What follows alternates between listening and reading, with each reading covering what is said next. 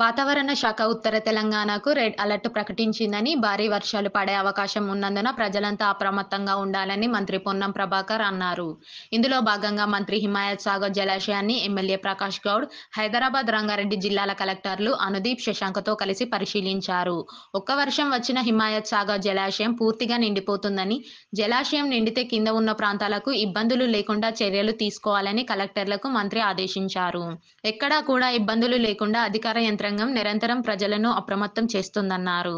విపత్కర సమయంలో రాజకీయాలకు సమయం కాదన్నారు.